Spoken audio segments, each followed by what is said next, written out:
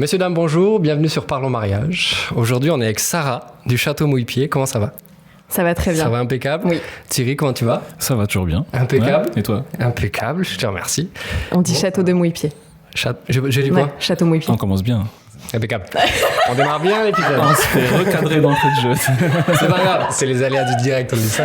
C'est les aléas du direct. Du coup, Château de Mouillepied, bienvenue à toi. Exactement. Merci Est-ce de que me tu recevoir. peux te présenter un petit peu, nous dire ce que tu fais dans ce monde du mariage, même si bon, on imagine un petit peu, mais au moins tu vas développer un petit peu plus. Ce que tu aimes dans ce milieu, ce que tu aimes peut-être un petit peu moins. On te laisse te présenter un peu. Ok. Alors moi je suis Sarah du Château de Mouillepied. C'est un lieu de réception en Charente-Maritime à Port-d'Envaux. Donc moi je suis propriétaire de ce château depuis presque 5 ans. Voilà, enfin ça fait 5 ans. C'est la 6e saison cette année. Donc plein de belles histoires, plein d'amour. Voilà, c'est un univers incroyable qu'on a découvert parce que j'ai ouvert ce lieu avec mon mari maintenant et ma petite fille d'amour pour y déposer une aventure nouvelle et un peu folle. Donc aujourd'hui on accueille des mariages et on vit un peu cette folle histoire tous ensemble. Propriétaire et gérante, enfin tu gères parce qu'il y a des propriétaires qui sont propriétaires mais qui sont pas sur le lieu. Mais oui, vous êtes, c'est le on cas. est complètement sur le lieu. Et vous gérez le lieu. Oui, on est très actifs, on n'est pas du tout intrusif, mais l'idée c'est d'accompagner nos mariés qui se marient souvent pour la première fois et qui sont du coup un peu perdus, qui ont plein d'envie mais aussi plein d'angoisse et qui du coup ne savent pas du tout par où commencer. Et le lieu c'est souvent leur point de départ. Donc nous on se dit que proposer un lieu pilier qui leur permet d'avancer sereinement pas à pas dans le choix de leur partenaire, dans simplement aussi l'idée de ce qu'ils ont envie de vivre pour cette journée magique. Si nous en tout cas on peut les accompagner en ce sens, on est présent. Je suppose qu'il y a plein de choses que tu aimes bien dans le métier, mais que si tu devais sortir quelque chose que tu aimes particulièrement dans ce nouveau travail là, enfin nouveau, ça fait 5 ans mais ouais. L'humain. En fait, je pense que ce qui nous a... Je dis nous parce que vraiment, en fait, avec Mathieu, on est un binôme. Aujourd'hui, il n'est pas là, mais en vrai, on est vraiment tous les deux et c'est quelque chose qu'on partage avec beaucoup de passion à deux. Voilà. Passion. Et donc, non, ce qui nous a amené là, c'est l'humain. Et en fait, on l'a conservé du début à la fin, malgré ce mariage un peu business qu'on peut connaître. Quand on est arrivé à Mouillepied, on savait pas du tout ce que Mouillepied allait devenir et le mariage s'y est déposé honnêtement très spontanément sans qu'on aille vraiment chercher à le développer. Donc on s'est dit mais waouh, incroyable, c'est de l'amour, c'est de la vie et il y a cet humain auquel on croyait nous parce que on a toujours fait des métiers dans l'humain et on s'est dit mais être comme ça dans les vies de personnes qui s'unissent, c'est beau. Donc en fait on y va, on s'engage et on les accompagne. Donc c'est sûr que le lieu était un prestataire phare pour le mariage quand même. Pas le premier d'ailleurs. C'est carrément le premier. Ouais, c'est le premier. Ouais, c'est le premier. À part si les mariés, genre un ami, par exemple un ami photographe qu'ils auraient voulu dès le premier et après ils cherchent. Oui, okay. Mais là du coup c'est du partenaire coup de cœur. Mais oui, mais après ça on sait que c'est pas forcément une bonne idée non plus. C'est pas forcément ton ami. Prendre un ami. Voilà. Ça peut être une force émotionnelle, mais oui. C'est un autre sujet. Donc oui, non, c'est ce qui nous a amené à Mouillepied en tout cas, c'est l'humain. Et on s'est dit que simplement être là et vivre ces histoires pleinement avec eux, c'était magique. Donc on a tout fait après pour structurer en conséquence des mariages. N'y connaissant rien, en fait, on s'est dit mais en fait, nous on peut rien apporter au départ, juste qui nous sommes. Donc l'envie de bien faire, d'être là, d'aimer leurs histoires, de pouvoir les envelopper et de créer un moment unique. Mais en fait, après les codes du mariage, le est-ce que ça va être bien ou pas de faire ça, est-ce que en fait tout ce cadrage autour du mariage, on n'y connaissait rien, ce business mariage non plus. Et donc on s'est dit juste on va être là et être à l'écoute. Et forcément, donc l'humain étant pour nous ce fondement, après tout en a découlé et aujourd'hui ce qui vibre à Mouillepied, c'est vraiment ça. C'est l'humain. C'est vrai que moi, extérieur, qui ne suis jamais venu encore dans le château, quand je regarde, oui, c'est pour ça que quand je regarde la page Insta ou quoi, il y a grave de vivant. Enfin, c'est hyper actif. Déjà, vous êtes actif sur la page, mais tu sens l'humain.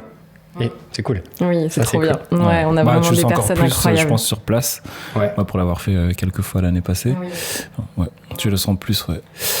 Mais tout ça, c'est grâce à tout le monde. Nos mariés sont les premiers acteurs du coup de cette histoire. Mais en fait, aujourd'hui, on est là ensemble et ça a du sens aussi. Les mariés, quand ils arrivent dans le lieu, ils ont envie de vivre quelque chose.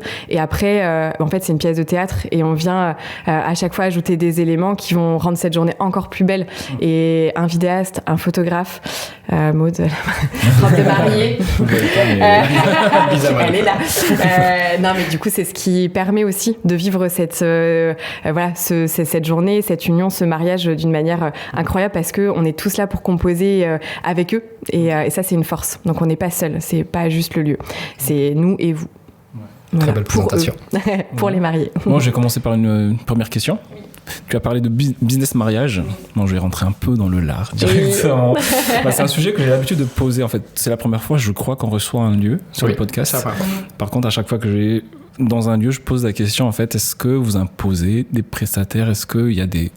Ça revient souvent, surtout pour les traiteurs, par exemple, où il y a un pourcentage qui est pris sur la prestation. Est-ce que c'est quelque chose que vous faites à mouille-pied, que tu fais? Si c'est le cas, c'est quoi la raison? Ou alors, qu'est-ce que t'en penses si c'est pas le cas, plus globalement? Ok. Ouais. Alors, effectivement, quand on est arrivé à Mouille-Pied, on savait pas du tout ce qui se faisait, donc ce qui pouvait être bien, pas bien, ce que finalement les mariés avaient envie d'avoir ou pas. Donc simplement, on a effectivement été à l'écoute. Alors à l'écoute de l'environnement du mariage, à l'écoute des personnes qu'on avait au téléphone, des prestataires, des premiers prestataires qu'on rencontrait, etc. Et on s'est rendu compte qu'il y avait vraiment deux écoles. L'école où c'était très bien en fait de laisser libre le choix des prestataires et donc de venir simplement accueillir ces prestataires-là et se dire que le lieu étant juste un lieu de réception, en fait, on reçoit et on compose avec l'équipe proposée sur place et que si déjà toi tu fais bien ton job l'équipe va être forcément quand même chouette et le lien va se faire et finalement c'est les mariés qui les ont choisis donc c'est forcément des prestataires ça aussi. Va suivre et ça sera ok. Exactement. Donc ça, ok, du coup c'était la première école. La deuxième école c'était attention, les mariés ils ont plein d'idées, ils voient les Insta, ils voient mariage.net, ils voient et en fait ils ont envie de quelque chose mais ils savent pas du tout en fait et il y a des discours très commerciaux pour aller chercher le contrat et donc les mariés vont finalement se laisser être transportés par un discours, par un échange qu'ils vont avoir eu au téléphone ou même parfois avec un café et vont se dire ok mais c'est sûr c'est mon partenaire, en plus le budget c'est ok donc je pars avec lui et voilà il va être dans mon équipe. Mais... Sauf que parfois c'est pas la bonne personne parce que c'est juste quelqu'un qui sait très très bien parler, qui connaît un peu les ficelles du mariage et qui veut signer à tout prix et qui va savoir le faire. C'est assez rare quand même des mariés qui savent exactement. Enfin toi t'es dans le milieu, tu te maries du coup tu sais, mais c'est quand même assez des néophytes. Je suis désolé, moi je descends. Je descends. Dommage. Du coup c'est pour te dire, vous êtes assez rare quoi. C'est assez rare. Enfin nous dans les visios qu'on a. Ouais, ils y connaissent rien de manière générale. Ils connaissent que dalle, oui, ça c'est sûr. Et oui, et parfois il y a des blogs en tout genre, il y a des forums en tout genre, il y a des liens entre prestataires qui se font travailler parce que quand même ils sont très copains aussi et que du coup il suffit d'être plutôt séduit par un partenaire et puis ça va en emmener d'autres, mais finalement ce serait pas forcément ce qu'on aurait choisi si on s'était écouté ou si on avait eu des recommandations.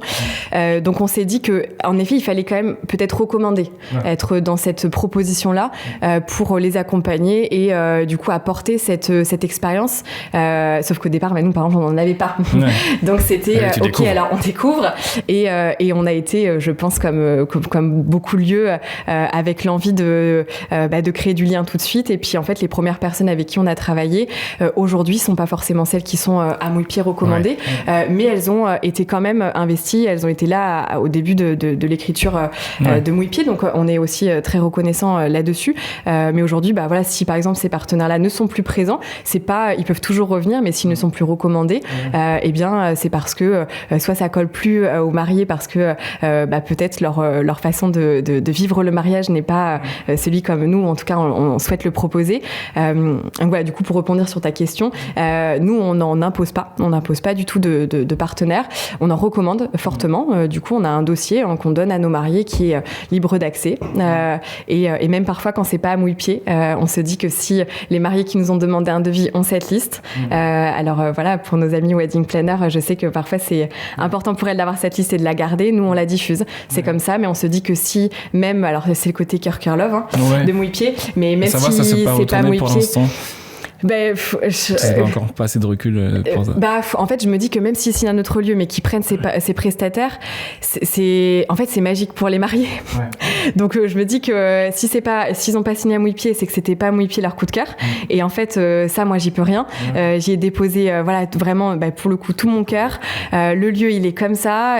C'est ce qu'on propose. Donc, si le coup de cœur est pas là et qu'il a pas pu être généré par la proposition qu'on fait, plus notre accompagnement, plus la notoriété qu'on déploie, plus les visuels, plus les avis, plus, c'est que ça devait pas être mouille-pied. Mais du coup, ils ont vu le traiteur, le photographe, tout ça sur la liste de mouille-pied. Ils disent, c'est des recommandations de choix. Et même s'ils les déposent ailleurs, en vrai, je trouve ça très cool. Après, je souhaite toujours que ce soit chez nous, avec nos partenaires, parce qu'on trouve ça très bien d'avoir, bien sûr, toutes ces combinaisons-là. Mais donc non, on n'impose personne, on recommande fortement. Et aujourd'hui, on trouve que ça a du sens aussi de recommander parce que les mariés, exactement, et puis les mariés n'y connaissent rien, que ça leur permet quand même d'assurer des partenaires de qualité qui sont vraiment dans cet accompagnement-là, cette résonance du mariage où c'est une journée qui est unique. On est vraiment tellement loin de vendre un produit, de vendre un service. On est là pour vivre une des plus belles journées de leur vie. Et ça, vraiment, je le pointe du doigt et je l'assois à chaque fois qu'on en parle entre partenaires. Les mariés, c'est tout. En fait, c'est le départ de tout, mais c'est aussi la construction finalement de ce pourquoi on est là. Enfin, donc c'est grâce à eux qu'on est là et on est censé faire tout ça pour eux. Donc si nous, en tout cas, on peut être dans la recommandation, on trouve ça cool. D'ailleurs, ces mariés-là, j'ai une petite question qui me vient. Est-ce que tu sens qu'il y a un lien un peu identique ou un critère identique entre chaque personne qui vous demande un petit peu de visiter le château ou quoi. Est-ce que tu sens que... Et ceux qui signent au final. Il y a quelque chose qui ressemble sur chaque couple ou c'est quand même assez varié? On a clairement un stéréotype moi aussi, de couple je sais pas toi, mais pareil, en vidéo, j'ai à peu près quand même les mêmes personnes. Je pense qu'on a une cible parce que tout ce qu'on déploie est en conscience de ce qui vibre chez nous. Pour le coup, toujours tourné vers l'humain. Mais et puis mouille-pied, le château, c'est pas un château, c'est un grand logis. On est sur un projet de séjour, c'est 3 jours. Donc déjà, on est sur une envie de partager des moments qui sont précieux, des moments entre amis, en famille, qui sont un peu hors du temps parce que nous, on est perdus au milieu de la campagne, très accessible quand même en termes de localisation. C'est une ambiance, mais c'est une ambiance. On est sur un domaine très bucolique, champêtre. C'est un lieu qui est vraiment accueillant, mais dans la simplicité. Donc nous, directement, c'est très authentique. Ça va chercher un type de personne, quoi. Et en fait. oui. Et nous, on a des mariés très simples, très très très vrais, très. Alors tous les mariés sont merveilleux, bien entendu. Mais c'est vrai qu'à mouille-pied, c'est très simple. On a vraiment des mariés qui sont là pour vivre quelque chose de véritable. Et alors toujours avec des prestations de qualité, parce que en soi, ce que moi j'appelle des prestations de qualité, c'est qu'ils l'ont choisi comme ça. Ça n'a rien à voir avec le budget. C'est qualité parce qu'ils ont réussi à savoir ce qui leur faisait plaisir. Ils ont écouté leur cœur. C'est ça pour moi la qualité. Donc soit 1 000 € de fleurs ou 6 000. Voilà. Après c'est la céno qui change. Mais c'est vrai que c'est juste ok. Moi je veux vivre ça. Et en fait coûte que coûte, tous les choix que je vais faire, toutes les décisions que je vais prendre, je vais écouter mon cœur et je vais le déposer comme ça à mouille-pied et je dérogerai pas à ça. J'ai vraiment envie de vivre ça. Donc et c'est des mariés qui en termes d'âge, par contre ça change quand même un petit peu. Sur les CSP pareil, c'est quand même assez changeant, mais en tout cas la cible c'est vraiment plutôt la caractéristique humaine où on a des couples très très très très très d'amour, très trop bien. Et quand même je termine juste quand même sur ta petite question un tout petit peu. C'est parce que pour moi c'est important de le dire. Aujourd'hui, dans les lieux de réception, on nous répète que on a des équipes qui changent pas beaucoup. C'est-à-dire qu'on a des équipes qui reviennent souvent. Voilà. Donc, est-ce qu'on impose ou pas? On n'impose pas du tout. C'est que des recommandations. Mais pourquoi il y a beaucoup d'équipes, beaucoup de partenaires qui reviennent? C'est parce qu'ils sont bons. Ils sont des preuves. Et ouais. En vrai. Parce que je reviens pas moi cette année. Du coup, et bon, alors voilà. Bon, du coup, pose-toi des bonnes questions. Mais voilà. On met le dossier sur la table. Voilà, c'est juste parce qu'il est complet. Voilà. Non, c'est surtout ça. T'as pas la place, c'est pour ça. Mais et en fait, quand on a recommandé pendant quelques années et que c'est des recommandations qui tombent sur 2 ans, parce qu'on signe à 2 ans, et que voilà 1 an quand même pour certaines dates, hein, mais les premières signatures sont à 2 ans. Ça, ouais. Et pour le timeline.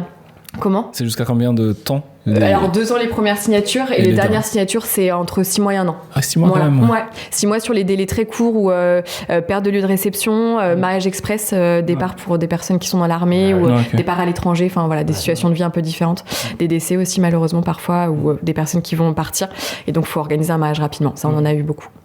Donc voilà, ça c'est un peu particulier. Mais voilà, pourquoi les équipes reviennent souvent ? Parce que en fait, c'est des partenaires de choix. Ils sont, en fait, ils ont envie d'être là pour les mariés. Et nous, quand on voit à quel point ils sont bons, on aime les recommander encore. Ouais. Et quand ils sont sur la liste, du coup, ils sont choisis par nos mariés. Et du coup, oui, les équipes, elles reviennent. Elles sont plutôt similaires d'année en année. Et on se dit, mais on aimerait bien parfois ajouter des personnes sur la liste. On nous le demande beaucoup chaque année. On a des demandes pour vous avez des demandes, beaucoup tout le temps, vraiment. Mais à chaque fois, je remercie de tout mon cœur parce que en fait, c'est grâce à eux qu'on enrichit cette liste et qu'on propose des projets très différents aux mariés. Donc sur des budgets différents, sur des inspirations différentes, sur du coup des projets qui sont différents. Et ça, il faut vraiment que ça colle à tous les mariés. Voilà, je vais pas te recommander toi ou recommander un autre vidéaste de la même manière parce que toi t'as vraiment un style artistique particulier, donc en fait les mariés vont voir ta vidéo et ils vont être transportés, et à l'inverse ils vont aller chercher des vidéos beaucoup plus traditionnelles, ça va être différent, donc et ça c'est très très important pour nous de pouvoir les orienter aussi en conscience de qui vous êtes. Mon témoignage à peu près par rapport à ça, c'est que j'ai fait 2 mariages, je crois. C'était la même scénographiste et fleuriste, mais c'était pas pareil. Tu vois, et c'était canon les 2 fois. Donc pour dire juste, des fois il y a de l'adaptation aussi, et ça reste quand même très joli, quoi. Petite page tendue. Tu parles de variété. J'ai une question sur la variété. Il y a tellement de profils d'humains sur cette terre qui se marieront.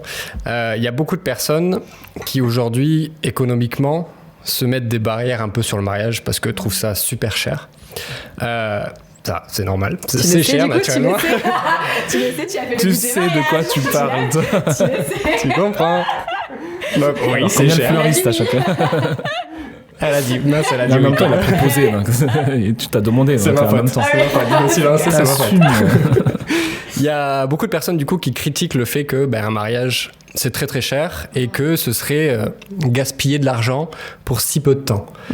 Est-ce que cette question un peu de société, tu la partages, ou tu penses que justement c'est un jour où il y a qu'un jour, quoi, faut y aller, quoi, ou c'est un week-end? Sors la phrase choc, quoi. C'est dépenser autant d'argent sur une seule journée, c'est hallucinant. Enfin, est-ce que c'est trop, quoi? C'est ça. Qu'est-ce que tu en penses?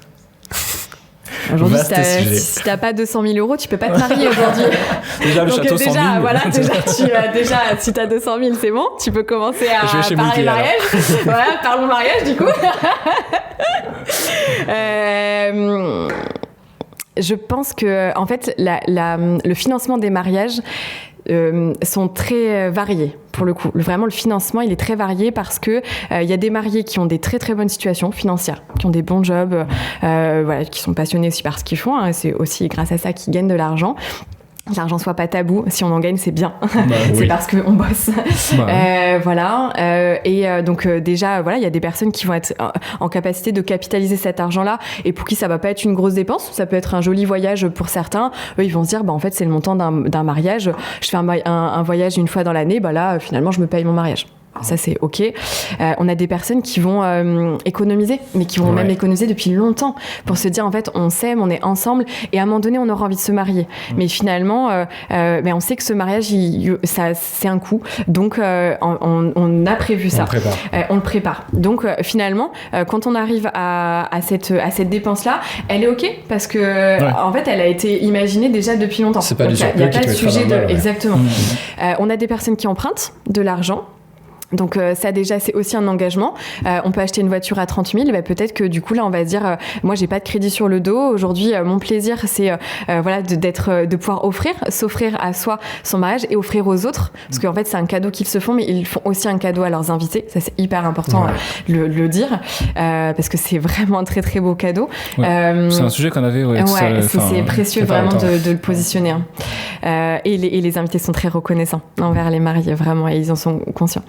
Et après, on a aussi des mariés qui vont avoir la partie financement des parents, de la famille. Donc peut-être, voilà, eux vont injecter une partie et après, la répartition va se faire entre les deux familles. Donc, en fait, ce coût de budget, il est moins ressenti parce que, en fait, il est partagé. Donc ça, c'est très différent. Donc finalement, il y a pas de réponse à votre question parce que en fait ils supportent pas le coût de la même manière. Ouais. Donc nous aujourd'hui la seule chose en tout cas est-ce que je peux répondre à ta question, c'est plus les personnes qui vont mettre ce budget là, c'est parce que elles ont en conscience que c'est un budget qui va leur permettre de vivre un truc de fou. Ouais. Ils vont vivre quelque chose qu'ils ne vivront qu'une fois dans leur vie. Donc en fait c'est des envies qui sont c'est comme un voyage, enfin je pense que tu fais une fois le tour du monde et ben en fait tu fais une fois le tour du monde, tu le feras pas deux fois. J'espère que tu feras un seul mariage aussi. Tu feras un seul mariage, je la souhaite aussi. Et voilà. Mais donc non, c'est voilà ce budget là et encore une fois question budget, mais pour des mariés 20 000 euros c'est énorme, pour des mariés 10 000 euros c'est énorme et pour des mariés 60 000 euros c'est ok. Donc en fait vraiment la jauge budget elle est vraiment très très différente pour tous les mariés. Donc en fait pour certains ils vont dire mais déjà moi j'aurais jamais dépensé ça. Et pour d'autres nous on a fait des mariages vraiment sur des budgets qui explosaient et les mariés étaient vraiment très ils étaient c'était vraiment parce que la situation le permettait et à l'inverse des mariages sur des budgets un petit peu moins importants en tout cas en termes de budget ils ont fait plus de concessions et pour eux c'était dur et c'était des vrais choix mais ils ont en fait les deux ont vécu leur mariage hyper bien quand même. Je reviendrai sur cette question de budget là tout à l'heure, mais juste par rapport à ça je prêche un peu pour ma paroisse. Vas-y. Mais si tu mets un certain montant dans ton mariage, je pense qu'il faut mettre quand même un certain budget aussi pour les images parce que c'est ce qui reste après. Regarde, mais sérieusement, on a pu se payer une vidéo quand même. Payer, on attend. Il a fait nos fiançailles, on sait que... Mais non, c'est quoi cette réputation? J'ai dit 200 000 là. Non mais vraiment, en fait, voilà, si tu dépenses, je sais pas, tu dis 60 000 euros sur un mariage, je pense qu'il faut quand même mettre un petit budget sur... c'est ce qui reste après. C'est les images, c'est les souvenirs, donc ne pas négliger ça, quoi. Ouais. Je suis d'accord avec toi, et du coup, faire super attention à l'image, parce que l'image, c'est aussi dirigé vers la tendance, le problème des réseaux sociaux, je crois que vous en avez déjà un peu parlé, mais vraiment c'est que c'est la problématique parce qu'aujourd'hui, alors c'est aussi le bonheur parce que heureusement Instagram c'est, la visibilité sur Instagram, le déploiement des images, le partage, moi bien sûr j'adore Instagram, mais attention parce que l'image c'est avant tout je sais que vous en avez parlé, mais c'est avant tout vivre le mariage. Je le répète une fois par épisode, je pense. Et puis c'est trop important et t'as trop raison. Donc parfois c'est avoir de belles images. Mais du coup c'est rencontrer la personne qui peut t'accompagner sur ce mariage, etc. Savoir si ça colle à ton univers, à ton couple, à ta famille, et pas juste de l'Instagram, quoi. Mais quand je te dis mettre du budget dans les images, c'est pas quelqu'un qui va créer des images, mais quelqu'un qui va capturer la journée, qui va savoir s'adapter. Oui, voilà. Mais c'est pas quelqu'un qui va être. Oui, mais parfois tu vois une belle image sur Insta, tu vois que le loulou il prend 4 000 euros et du coup tu dis incroyable, je l'ai vu sur Bordeaux, il a l'air fou, il fait 2-3 images et en fait par exemple ça colle pas à ton univers et en fait tu dis par exemple le budget le permet donc tu le fais mais au final peut-être que si t'avais cherché un peu plus ou que t'avais un peu plus écouté ton cœur et pas juste chercher de l'image mais chercher aussi un partenariat avec ton prestataire, t'aurais compris en fait ce qu'il te propose sur la façon d'être. Toi je sais que tu interviews tes mariés et ça c'est fort. C'est important. En tout cas t'es le seul que je connais qui fait ça et je trouve ça fou de pouvoir rentrer dans cette intimité et de comprendre en fait qui ils sont pour pouvoir après retracer cette journée et être vraiment là dans les moments qui sont importants pour eux. Donc c'est aussi ça l'importance de la recommandation des lieux. Oui. Parce que du coup vous êtes les premiers à voir les mariés, à voir les personnalités et donc rediriger vers directement la bonne personne pour pas qu'ils perdent du temps. Oui. Ça c'est pas mal. Ouais. Du coup je reviens sur cette histoire de budget parce que des fois ça peut en fait le fait de mettre beaucoup d'argent en fonction des moyens des personnes, ça peut créer des tensions sur la journée de mariage en fait, vu l'enjeu financier qu'il y a des fois qu'on met dessus. Toi en tant que gérante de lieu, du coup parfois t'es coordinatrice aussi, souvent même, non, je crois. Ouais. C'est quoi le moment le plus stressant pour toi, où il y a le plus de tension dans une journée de mariage? Oui. Alors, moi, il n'y a pas de stress. Je n'ai jamais été stressée. Ça se voit. Ouais.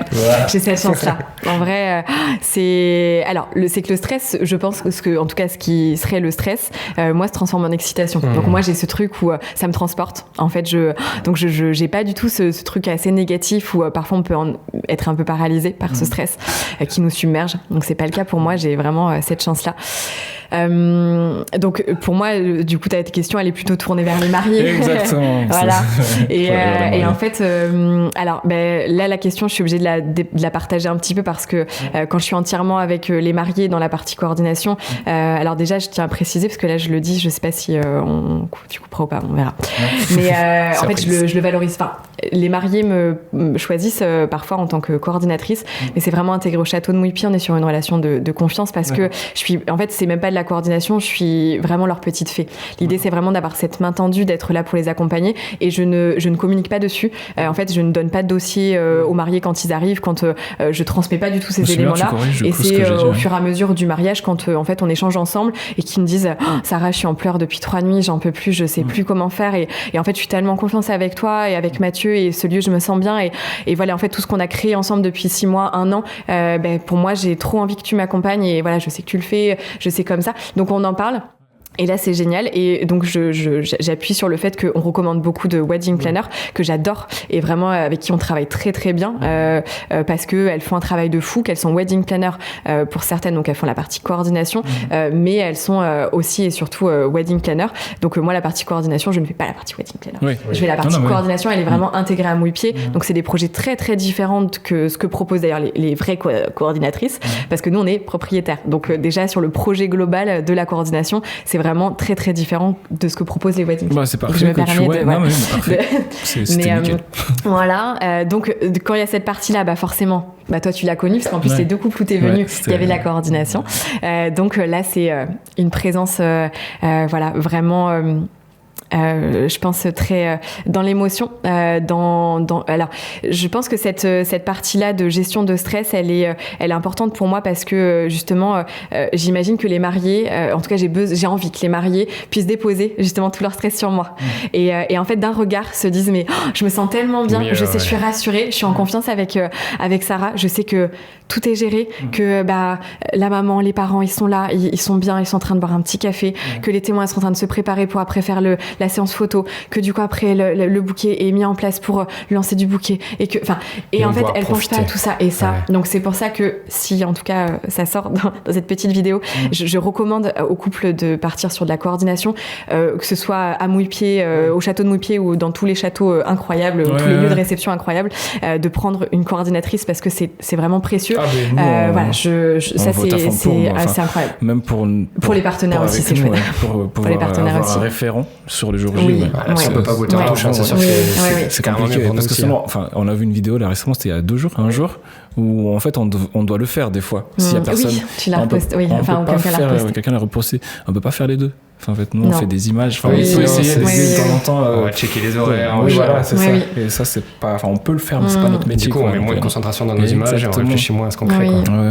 Donc après, on avait évoqué le budget tout à l'heure. C'est important quand même aussi de reposer l'idée du budget, que la coordination, c'est quand même un budget supplémentaire sur un mariage.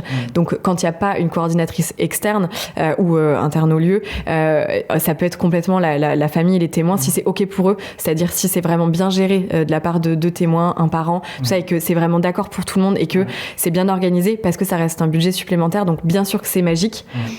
Attention, c'est possible quand même sans coordination, et que quand le budget le permet pas, on peut très bien faire confiance à des proches. On a plein de mariages sans coordination qui sont quand même magiques parce qu'ils sont bien gérés et que l'équipe aussi est très en lien. Donc c'est un vrai plus, mais c'est possible de le faire sans quand même. Est-ce que quand tu accueilles les gens, tu vois un petit peu à la personnalité si ok, il va leur falloir une coordination parce que tout sinon de ça va partir en live. Ouais, tout de suite. Tu le sens. Ouais, puis il y a 2 types parce qu'en Parce fait. qu'il y a des dénis des fois, genre nous on n'a pas besoin, mais tu sens eux Non, ils ils le en ont savent. besoin. Ils le savent parce que soit c'est qu'ils sont hyper désorganisés de base dans leur vie, donc ils savent que ça va être ingérable et en fait ils vont mettre une pression incroyable à leurs proches. Soit à l'inverse, ils sont tellement organisés dans leur vie, dans leur métier, etc. que ils sont tellement conscients que ça va être compliqué parce qu'ils savent le travail que c'est et l'implication que c'est. Donc ils vont se dire non mais moi je décharge tout de suite. En fait, je le sais. Donc c'est voilà, on a vraiment ces 2 parties là. Et donc pour revenir à ta question, la gestion du stress, je pense qu'on la supporte quand il y a la partie coordination. Je la supporte parce que on est vraiment des personnes de confiance dans un lieu qui apporte de la sérénité. On a un vrai pilier pour les mariés avec beaucoup d'accompagnement et puis le lieu est très léger en fait. Nous on n'a pas il y a pas d'options, on n'a pas de point de friction, il y a pas d'interdit particulier. Enfin, on est vraiment un lieu qui est très léger pour qu'ils puissent vivre de manière, enfin comme ils l'imaginent leur journée. Donc voilà, la gestion du stress déposée sur l'accompagnement qu'on propose. Et après, quand il n'y a pas la partie coordination dans le lieu, je pense que déjà en fait le lieu doit pouvoir rassurer les mariés. Donc voilà. Du coup, c'est pas stressant parce qu'on doit pouvoir proposer. Alors avec l'expérience, je dirais pas ça. Vous m'auriez invité il y a 4 ans, j'aurais pas dit ça parce que je savais pas en fait. Mais aujourd'hui, l'importance du lieu, c'est pour ça. On voit plein de lieux de réception et c'est peut-être le sujet d'une autre question ou pas pour aujourd'hui, mais il y a plein de lieux de réception qui ont changé. Aujourd'hui. Nous, on est arrivé il y a 5 ans. Comme on n'y connaissait rien, on a vraiment imaginé simplement comment on pouvait le construire. Et les lieux qu'on connaît, non, pas du tout. Et aujourd'hui, c'est le cas. Oui. Pour beaucoup, ils vont beaucoup plus chercher l'humain. Ils ont un relationnel avec leurs mariés. Ils font des recommandations de qualité sur les prestations. Ils ont de moins en moins d'options. Donc, en fait, le monde du mariage, il est en train d'évoluer. Et ils ont pris ce train en marche parce que ils se sont aussi rendus compte de la valeur ajoutée. C'est une vraie valeur ajoutée d'être un lieu de qualité et de dire aux mariés, ok, là, nous, en fait, on sait ce qu'on vous propose. Et donc, vous savez pas, vous avez juste vous avez des envies, des rêves, mais des craintes aussi, des doutes, tout ça, mais en fait vous savez pas et c'est un peu éparpillé et peut-être nous on peut vous proposer simplement de le mettre en lien et voilà. Et donc ça peut être de manière très détachée. Il y a des donneurs de clés mais qui sont des très très bons propriétaires et il y a des personnes qui sont plus impliquées, qui sont sur le lieu mais voilà, qui vont accompagner les mariés et qui sont top.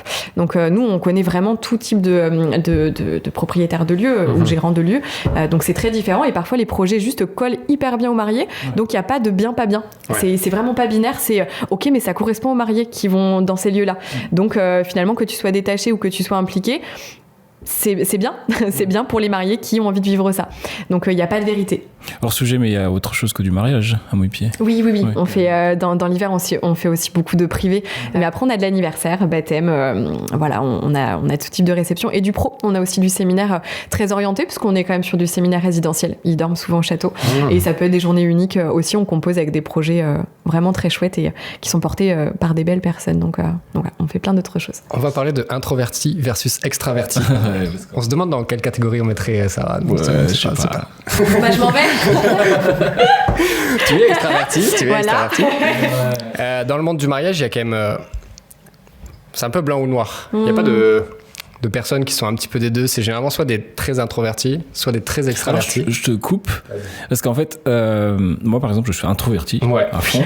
Mais en fait, il faut sortir le jour du mariage, en fait, c'est ça. Enfin, excusez-moi du terme. Mais en fait, on sort un peu de notre zone de confort. De confort pour faire typiquement les visios, pour aller vers le client. Mais tu le restes énormément. Oui, je sais, mais... Pour t'avoir vu en 2 mariages, tu restes complètement dans ce... Tu vois, je suis à fond, quoi. Ah oui, d'accord. Je suis au max. Mais après, ça colle avec ton style. Vu qu'il fait du documentaire, t'es obligé de... Il faut que je sois discret de toute façon. Oui, mais c'est évident, bien sûr. Oui. Absolument. Mais du coup, est-ce que tu penses que le monde du mariage accepte un petit peu tout type de personnalité ou les extravertis peuvent plus se développer dans ce monde-là? Alors c'est là où je sors la baseline du château de Mouille-Pied, parce que vous êtes unique. Voilà. Ouais. Et non, c'est la magie du mariage. C'est que, heureusement, et c'est vraiment fabuleux, c'est que tous les couples sont différents. Donc, en fait, ils ont des attentes différentes.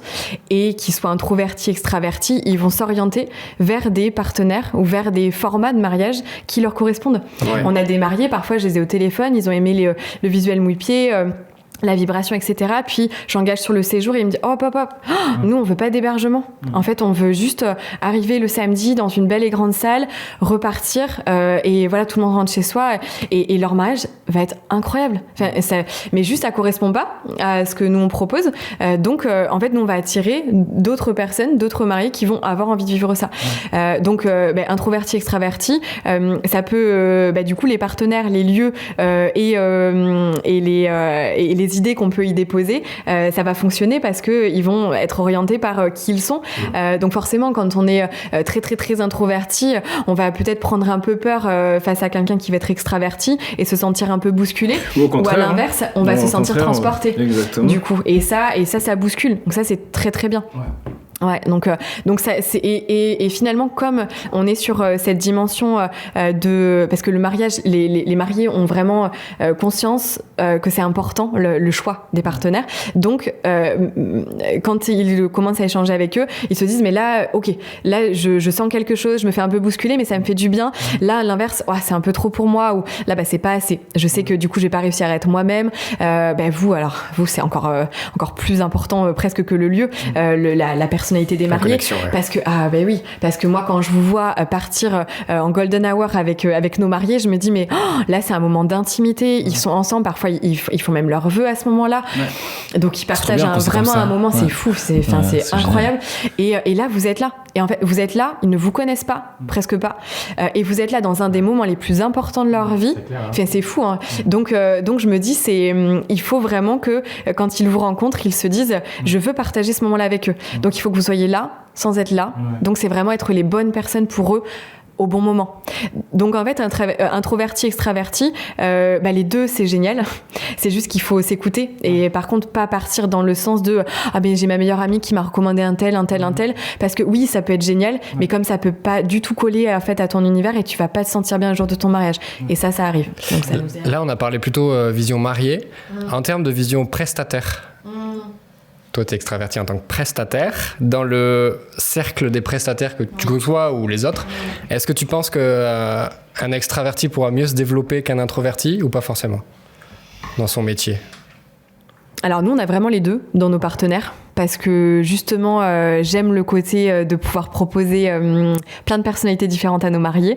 J'aime pouvoir leur dire que dans la liste, il y a des personnes qui vont, plutôt... puis après, ils s'en rendent compte aussi par eux-mêmes assez rapidement. Dans les réseaux sociaux aussi, du coup, ils ont quand même l'univers assez rapidement. Donc nous, on se dit que qu'on parfois... On vient leur proposer ce partenaire-là. Eux, ils échangent avec lui, et puis tout de suite, ils se rendent compte que ça fonctionne ou pas. J'ai perdu ta question. Merci. Je l'ai plus. Génial. Pardon. Oh, l'animateur de ouf. Pardon. Qu'on parlait des mariés avant, et que du coup là on parle des prestataires, et est-ce que du coup le fait d'être extraverti, okay. Le fait d'être extraverti, est-ce que ça aide? Oui. Alors non, pas forcément, dans le sens où si t'es bon dans ce que tu fais, je suis convaincue que ça marchera, parce que en fait tu vas quand même si t'es introverti, tu vas aller chercher, vous en tout cas dans votre métier, nous c'est un peu différent, les lieux on peut pas vraiment être porté par vous. C'est peut-être en fonction des métiers aussi, j'ai envie de dire, parce que tu vois, le lieu, j'ai envie de me faire porter quoi. Enfin si j'arrive, ou alors coordinatrice ou wedding planner, si je dois, tu vois, il faut que ce soit quelqu'un qui me drive quoi. Moi par exemple, introverti que je suis, j'aimerais quelqu'un comme ça. Bien sûr. Contre, quelqu'un pour capter quelque chose qui se passe, peut-être ne pas être acteur en même temps de cette chose-là qui se passe, c'est plus important. C'est peut-être en fonction des métiers aussi.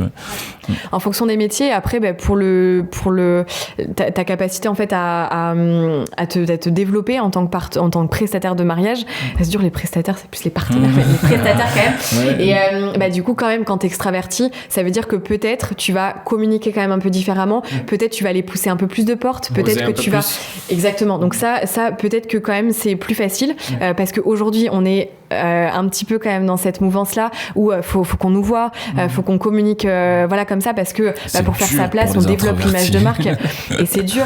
Mais en même temps, attention parce que ton image de marque, elle est précieuse. Et si tu n'es pas comme ça, en fait, moi, j'ai pas envie de te voir faire l'imbécile, machin, alors que t'es pas du tout comme ça. Tu vois.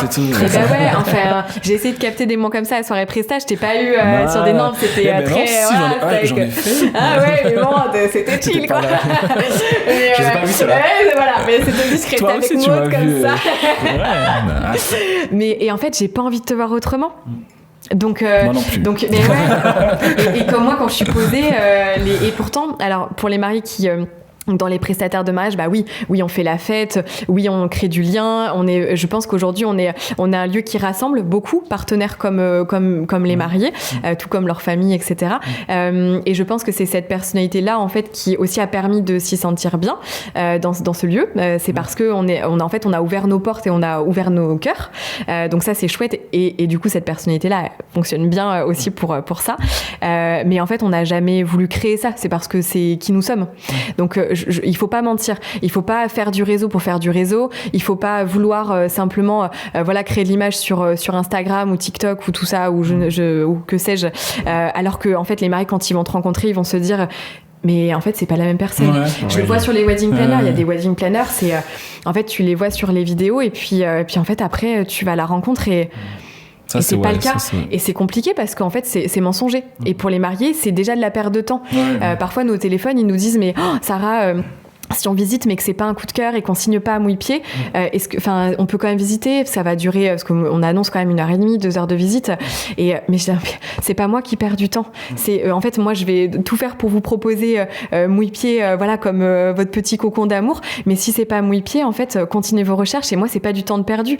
Vous par contre essayez de cibler davantage peut-être votre lieu de réception si c'est pas un coup de cœur à mouille-pied ou ailleurs et continuez vos recherches et essayez d'aller chercher ce qui vous fait vibrer. Mais donc c'est jamais de la perte de temps pour nous et au final il faut vraiment qu'ils s'écoutent. Donc partenaires introvertis, extravertis, en fait peu importe, mais juste qu'ils suivent leur cœur et les prestataires pour eux, qui suivent leur cœur pour eux et que du coup ce soit juste pour les mariés aussi. On a parlé souvent de temps de pause dans notre métier, dans ce podcast. Je dis vous parce que du coup c'est toi et Mathieu et Lila. Vous gérez votre lieu, vous habitez sur votre lieu de réception. Est-ce que vous arrivez? On est très indépendants, on gêne pas les mariés. Enfin, on a un petit endroit vraiment rien qu'à nous. Mais ça je sais. C'est important. Mais le fait d'être en fait là, moi par exemple j'ai tout le temps ma caméra. Mais est-ce que vous arrivez à faire la séparation entre vie personnelle et la vie professionnelle? Est-ce que vous arrivez à couper cette partie-là? Est-ce que vous voulez le faire d'ailleurs ou pas du tout? Trop bien la suite de ta question. Il faut le dire. Ouais, parce que c'est pas le cas. Je pense qu'aujourd'hui, la vie qu'on a choisie, c'est celle-là. Donc en fait, il n'y a pas besoin de couper. Alors après, on n'a jamais connu de vacances parce qu'en fait, on a entrepris très vite avec Mathieu. Donc on n'a jamais... et en même temps, attention, c'est pas je me flagelle, tout ça, c'est pas bien, je suis triste de ça. Non, pas du tout. C'est magique parce que on a, dans tout ce qu'on a choisi, les décisions qu'on a prises dans nos vies, on fait qu'à chaque fois, on était pleinement épanouis dans la proposition qu'on avait faite et qu'on a eue et qu'on a choisie. Donc non, on n'a pas besoin de s'en détacher, on n'a pas envie de s'en détacher, on compose avec. Ça veut dire que pour nous, quand on veut être vraiment disponible pour notre fille, c'est de la 100% présence. Donc on va partir à l'extérieur, pendant 2 jours il y aura personne et là le logis reste sont chez elle et il y a moins de personnes dedans, donc elle peut vraiment y mettre toutes ses peluches et ça redevient une grande cour de récréation. Absolument, parce que sinon il n'y a aucune trace de sa présence, à part chez nous, bien sûr, mais pas dans le château. Donc, c'est trouver l'équilibre, en tout cas, pour garder ce projet de vie, parce qu'à l'initiale, c'était vraiment, nous, un projet de vie et pas un projet professionnel. Donc, c'était l'envie d'être épanoui et de vivre de sa passion, donc l'humain. Et en fait, c'est pour ça qu'on n'a pas choisi le mariage, c'est vraiment le mariage qui nous a choisi. Et après, on s'est dit que c'était tellement magique qu'on devait absolument tout faire pour que ça vive et que Mouille-Pied soit voilà un chouette lieu pour accueillir toutes ces histoires-là. Donc voilà, pas besoin de s'en détacher, pas non plus vraiment la question parce que on arrive à trouver du temps de qualité. Et il y a des petits temps de pause. Alors cette année on n'en a pas eu beaucoup, mais il y a des petits temps de pause où voilà, on est là que pour là en ce moment on retape le château. On a un gros projet à Mouille-Pied, donc on le travaille aussi en off pour la saison prochaine. Non-stop, en fait, donc exactement. Constante évolution, une salle bientôt. Voilà. À partir du moment où tu es épanoui dans ta vie pro, si tu arrives à checker et bien intégrer ta vie perso dans le pro, exactement. Ça roule. Donc ça c'est magique. Impeccable. Je crois qu'on est arrivé au bout. On est arrivé au bout. Merci à toi, Sarah. Merci. C'était Merci cool. à vous. Pour les Merci Merci de m'avoir reçu. Ouais, on n'a pas précisé la région, je pense.